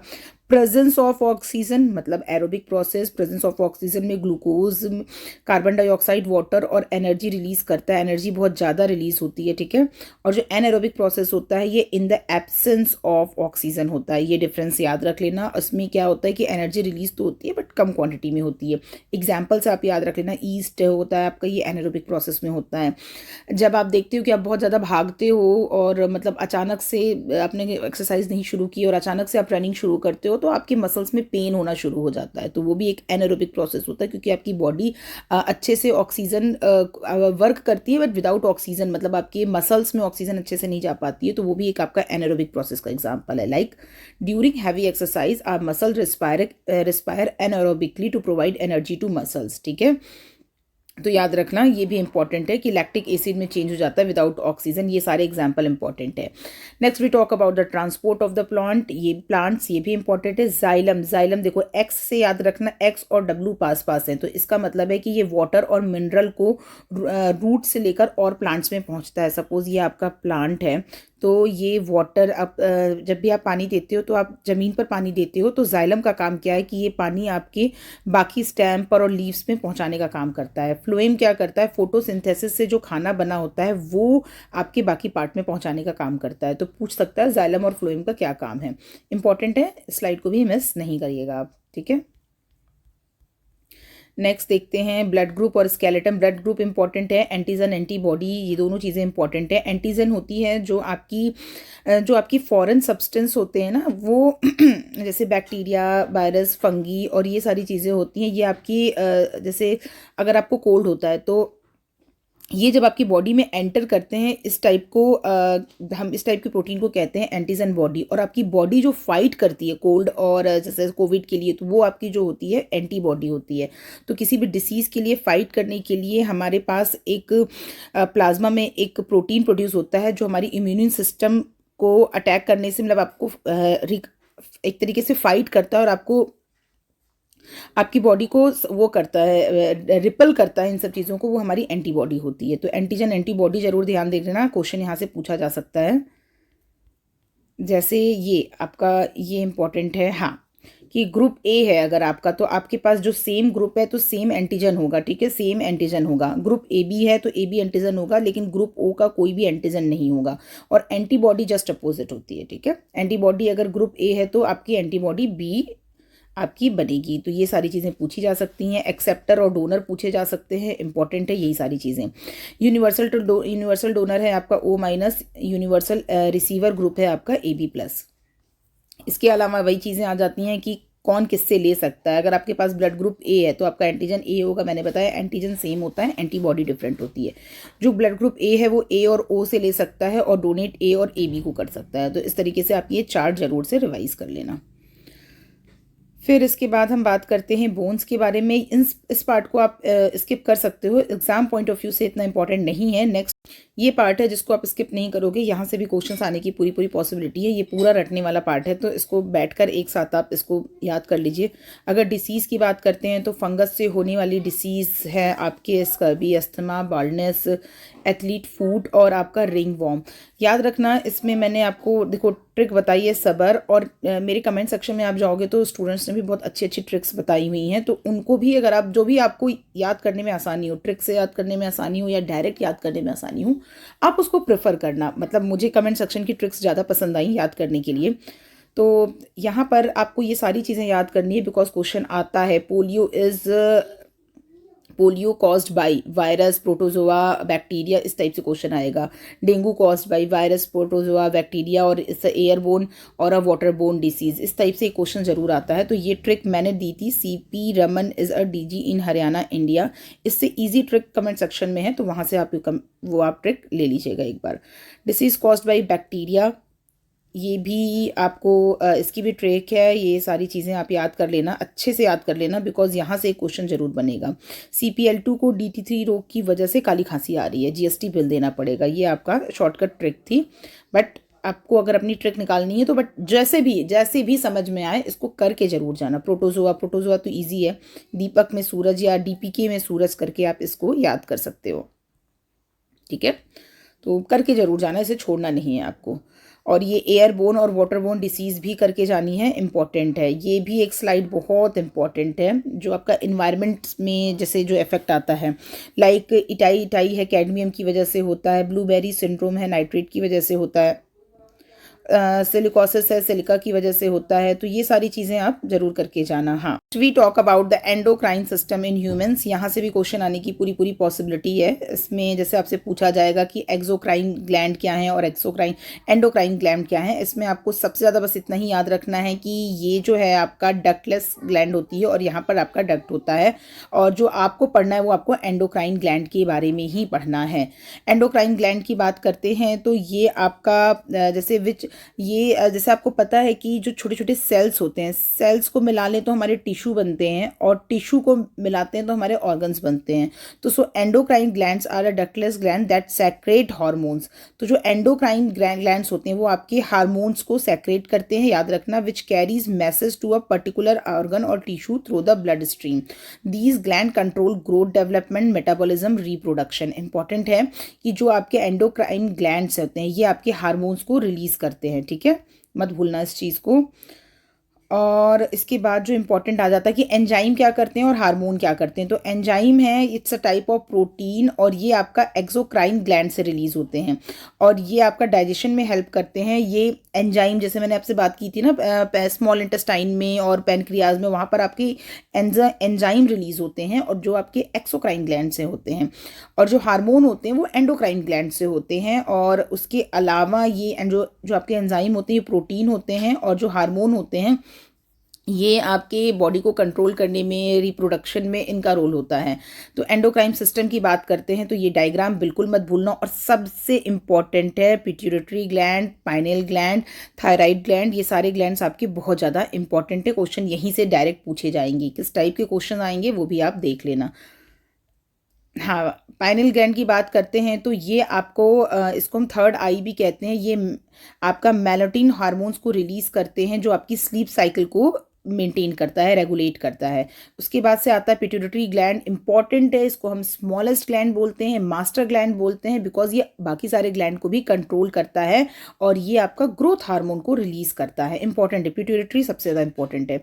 ये आपके 2 से 3 हार्मोन्स रिलीज करते हैं। आपका प्रोलैक्टिन हार्मोन्स होता है जो आपका ब्रेस्ट फीडिंग के टाइम पर काम आता है। जब न्यूली मदर्स होती हैं उनको ब्रेस्ट फीड के प्रोडक्शन के लिए आपका प्रोलैक्टिन हार्मोन आपकी बॉडी से रिलीज होता है। उसके अलावा आता है फॉलिकल स्टिमुलेटिंग हार्मोन जो आपके ओवरीज और जो टेस्टिकल्स होते हैं उनको रेगुलेट करने के लिए यूज़ होता है। तो पिट्यूटरी ग्लैंड जो होते हैं 2 या 3 हार्मोन्स रिलीज करते हैं। और आपका ऑक्सीटोसिन हार्मोन्स होता है जो यूट्रस को कॉन्ट्रैक्ट करने में हेल्प करता है। तो आपके 3 से ज़्यादा जो क्वेश्चन इस तरीके से आता है, कौन सी ऐसी ग्लैंड है जो 3 से ज़्यादा हार्मोन्स को रिलीज करती है, तो you will answer pituitary gland. Endocrine system के बारे में मैंने आपको बता ही दिया है। इसके अलावा थायराइड ग्लैंड है, इसमें आपका T3 हार्मोन को रिलीज करती है। और पैराथायरॉइड जो होते हैं इसमें आपके ये आपके 4 नंबर में होते हैं। और एक जो आपका एडर्नल ग्लैंड होता है वो आपका 2 नंबर का होता है। 2 नंबर होते हैं, मतलब एक किडनी के साथ एक ग्लैंड और एक किडनी के साथ एक ग्लैंड होता है।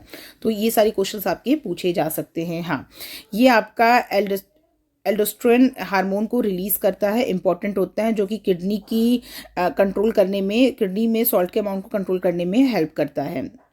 पेनक्रियाज, देखो ये आपका एंडोक्राइन भी है और एक्सोक्राइन भी है। ये पेनक्रियाज जो है एंजाइम भी रिलीज करता है और आपका हार्मोन्स भी रिलीज करता है। तो क्वेश्चन आता है कि कौन सा ऐसा है आपका सब्सटेंस जो आपका एंजाइम और हार्मोन्स दोनों रिलीज करता है, तो यू विल से पैनक्रियाज।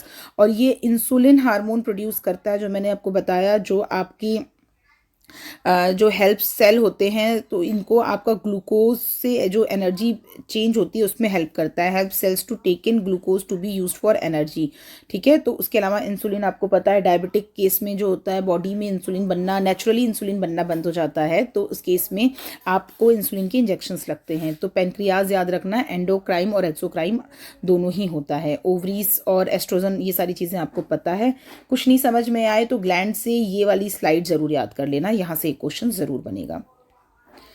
ठीक है, ये 2 क्वेश्चंस मैंने डाले हैं अपने मैराथन क्लास में, इन दोनों क्वेश्चंस को जरूर कर लेना, आपका कंप्लीट हो जाएगा। ये दोनों क्वेश्चंस में आपका पूरा एंडोक्राइन, आपका पूरा ये जो है, ये सारी चीज़ें इंक्लूड हो जाती हैं।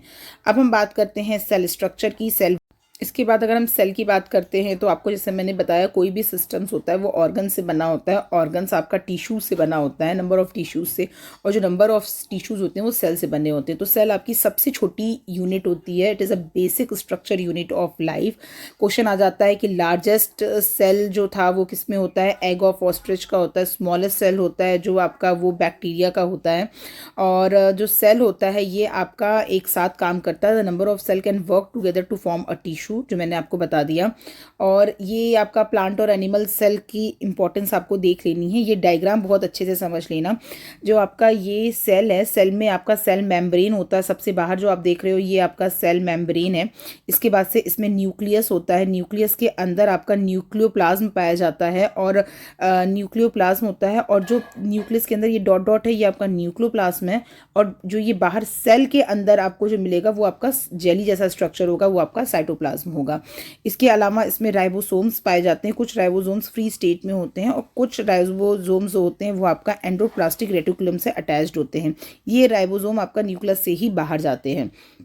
आपका न्यूक्लियस में आप देख रहे हो तो न्यूक्लियोइड्स होता है और आपका ये देखो 2 चीज़ें होती हैं, ये आपको दिख रहा होगा, भी मैं आगे बताती हूँ। क्रोमोसोम्स होते हैं जो आपके डीएनए और प्रोटीन को रखते हैं। और उसके अलावा जो ये यहाँ पर आप देख रहे हो माइटोकॉन्ड्रियम होते हैं, जो आप एरोबिक और एनारोबिक प्रोसेस में मैंने जो बताया था कि ग्लूकोज से आपकी एनर्जी रिलीज होती है, तो ये एटीपी एनर्जी रिलीज को स्टोर करने के काम में आते हैं। उसके अलावा लाइसोसोम होते हैं, जो भी हमारे सेल में जो भी सेल खराब हो रहे होते हैं उनको ये क्या करते हैं, निगल जाते हैं।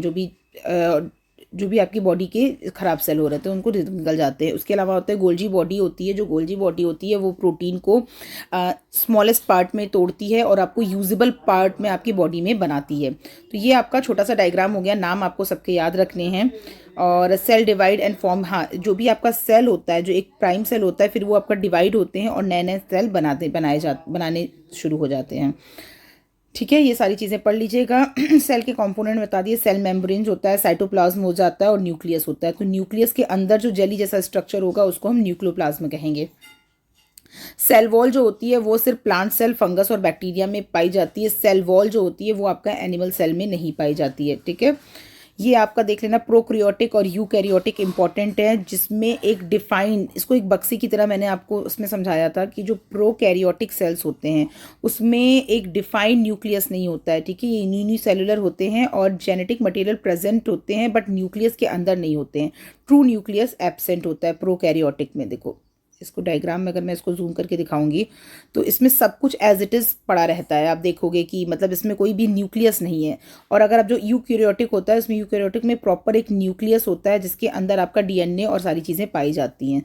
तो cell which has a defined nucleus, ठीक है, other than bacteria and blue algae component called protein and photo phospholipid make up most of the all cell membrane. तो इसमें ट्रू न्यूक्लियस प्रेजेंट होता है, ठीक है। ये चीज़ें याद रखना। पूरे एग्जांपल आ जाता है कि बैक्टीरिया और ब्लू ग्रीन एल्गी हैं, वो आपका प्रोकैरियोटिक है या यूकैरियोटिक है। ये सारी चीज़ें आप पढ़ लेना। न्यूक्लियोप्लाज्म और साइटोप्लाज्म बना दिया। जो न्यूक्लियस के अंदर जेली जैसा स्ट्रक्चर होगा उसको हम न्यूक्लियोप्लाज्म कहेंगे, और जो बाहर होगा, ठीक है, न्यूक्लियस के अलावा जो बाहर होगा वो आपका साइटोप्लाज्म होगा, ठीक है। ये सारी चीज़ें आप पढ़ लेना एक बार अच्छे से। न्यूक्लियस मेम्ब्रेन बता दिया था, न्यूक्लियोप्लाज्म और न्यूक्लियस बता दिया है। क्रोमेटीन होता है, ये एक जेनेटिक सब्सटेंस होता है जो सेल के अंदर पाया जाता है। ये हिस्टोन और डीएनए और आरएनए से बना होता है। तो क्रोमेटीन याद रख लेना। क्रोमेटीन मेन कंपोनेंट है डीएनए का, जो आपका जेनेटिक कैरेक्टरिस्टिक बताता है, ठीक है। During the cell division chromatin is stringed and divided into a various small thick and consolidated form, this is called the chromosome. तो जो क्रोमोसोम होता है वो आपका क्रोमेटिन से ही बना होता है। सेल न्यूक्लियस में मैंने आपको बता दिया, सेल न्यूक्लियस के अंदर आपकी दो चीज़ें होती हैं, क्रोमेटिन होता है और आपका आरएनए होता है। जो आरएनए होता है वो आपका राइबोसोम्स बनाता है। जो राइबोसोम्स होते हैं बाहर चले जाते हैं। कुछ राइबोसोम्स तो आपका एंडी रेटिकुलम से अटैच हो जाते हैं, कुछ फ्री स्टेट में घूम रहे हैं, एंडोप्लास्टिक रेटिकुलम से अटैच हो जाते हैं, और कुछ ऐसे फ्रीली घूम रहे होते हैं।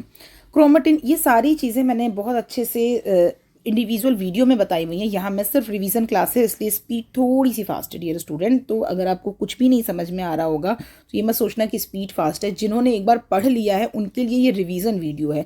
जो पहली बार पढ़ रहे हैं वो प्लीज़ इसको मत देखना, अदरवाइज आपको कुछ भी समझ में नहीं आएगा। वो मैराथन क्लास में जाओ, वहाँ पर आपको ये नोट्स भी मिल जाएंगे और बहुत आराम से धीरे धीरे मैंने बताया है। यहाँ पर रिवीजन करना है इसलिए स्पीड थोड़ी सी तेज है। तो chromatin is a thread like structure which serves as a genetic material present inside the nucleus. तो जो आपका it is made up of DNA and protein molecules, ठीक है। तो डीएनए जो होता है वहाँ पे आपकी हेरिडिटरी इन्फॉर्मेशन होती है। तो डीएनए से क्रोमेटिन बनता है और फिर वहाँ से श्रिंक्ड होकर क्रोमोसोम्स बनते हैं। जो क्रोमोसोम्स होते हैं वो जीन्स रखते हैं, ठीक है। तो ये सारी चीज़ें आप एक बार अच्छे से देख लीजिएगा। आरएनए होते हैं, आरएनए का मेन फंक्शन होता है प्रोटीन की सिंथेसिस करना। आरएनए आपके 3 टाइप के होते हैं, राइबोसोमल, ट्रांसफ़र और आपका मैसेंजर आरएनए, ठीक है। ये सारे आपके न्यूक्लियस के अंदर पाए जाते हैं। ये सारी चीज़ें देख लेना एक बार, इसकी थ्योरी को बहुत अच्छे से आपको पढ़ लेना है। लाइजोसोम्स होते हैं जो मैंने आपको बताया, it secrete enzyme to digest food substance, it में इवन डाइजेस्ट इंटायर डैमेज्ड और डेड सेल्स कंटेनिंग। जो भी आपकी सेल्स में डेड सेल्स होते हैं लाइबोसोम क्या करते हैं, उनको खा जाते हैं। और राइबोसोम्स होते हैं वो आपका एक तरीके से प्रोटीन होता है और ये आरएनए होते हैं और ये फ्री स्टेट में घूम रहे होते हैं, या आपका कुछ जो होते हैं राइबोसोम्स वो आपका जाकर एंडोप्लास्टिक रेटिकुलम से अटैच्ड हो जाते हैं। तो जिन एंडोप्लास्टिक रेटिकुलम से अटैच होते हैं उनको हम रफ एंडोप्लाज्मिक रेटिकुलम कहते हैं, और जहाँ पर आपके राइबोसोम नहीं एब्सेंट होते हैं उनको हम स्मूथ कहते हैं। गोल्गी ऑपरेटर्स के बारे में बता दिया है कि ये आपका होता है, इसको हम ट्रैफिक कंट्रोलर भी कहते हैं, और इसका मेन फंक्शन होता है कि प्रोटीन को कलेक्ट करना है एंडी रेटिकुलम से और इसको प्रोटीन को यूजेबल फॉर्म में चेंज करना है, ठीक है। इसको आप डिक्टियोसोम भी कहते हैं। सारा मैंने ये आपका कंप्लीट कर दिया। माइटोकॉन्ड्रिया जो है इसका है कि इसको हाउस ऑफ द सेल कहते हैं, और ये आपका डीएनए होता है। डीएनए 2 जगह है, ध्यान देना, यहाँ पे माइटोकॉन्ड्रिया में भी है और वहाँ पे न्यूक्लियस के अंदर भी है। It release enzyme for cellular respiration and by cellular respiration we get energy which stored as a ATP, ठीक है। तो होपफुली आपका मैंने रिवीजन करा दिया है। प्लास्टिड है तो ये आपका प्लांट सेल में ही होता है और इट रिजेंबल्स अ माइक्रोकॉन्ड्रिया जो आपका एंडीमल में पाया जाता है। तो ये आपका प्लास्टिड प्लांट सेल में होता है, याद रखना। इसके 3 टाइप हैं, क्रोमोप्लास्ट, क्लोरोप्लास्ट और आपका ल्यूक्लोप्लास्ट। ये आपका कलरलेस होता है, ये कलर प्लांट में पाया जाता है, और क्लोरोप्लास्ट जो होता है ग्रीन कलर का सब्सटेंस होता है। और इसमें ये याद रखना कि जो क्लोरोफिल होता है इसमें मैग्नीशियम मेटल प्रेजेंट होता है, इंपॉर्टेंट है, इसको किचन ऑफ द सेल कहते हैं। ठीक है। तो ये प्लांट सेल और एनिमल सेल के बारे में देख लेना कि जो एनिमल सेल होती है उसमें आपका सेल वॉल नहीं होता है, ठीक है, इंपॉर्टेंट है ये। और ये सारी चीज़ें आप एक बार बहुत अच्छे से रिवाइज कर लीजिएगा।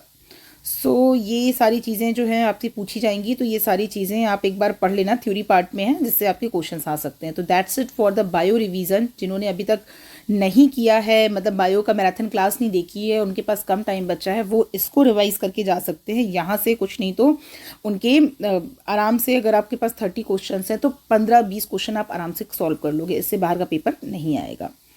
तो डियर स्टूडेंट, जिनको शुरू से अच्छा वीडियो देखना है वो मैराथन क्लास में जाओ, पूरा मैराथन क्लास की वीडियो देख लो। जिनको और डिटेल में देखना है, मैंने एक लेक्चर वाइज डाला हुआ है फिजिक्स, केमिस्ट्री, बायो का, उसको जाकर देख सकते हैं। तो आपके पास तीनों तरीके से मटेरियल मौजूद हैं। अगर आपको क्विक रिवीजन करना है तो ये वीडियो देखो, और आपको डिटेल में रिवीजन करना है तो लेक्चर 1, 2, 3 वाइज देखो, और मिड में रिवीजन करना है तो मैराथन क्लास देखिए। मैराथन क्लास की PDF परचेज करनी है तो आप इस नंबर पर कॉन्टैक्ट कर सकते हैं। और जो स्टूडेंट बना चुके हैं उनके लिए बहुत अच्छा है, ठीक है। चैनल पे और नंबर ऑफ क्वेश्चंस को सॉल्व करने के लिए MCQ में पर डे डालती जा रही हूँ। MCQ की प्रैक्टिस करने के लिए चैनल को सब्सक्राइब ज़रूर करना, सो दैट आपको नोटिफिकेशन मिले प्रैक्टिस के लिए। Thank you.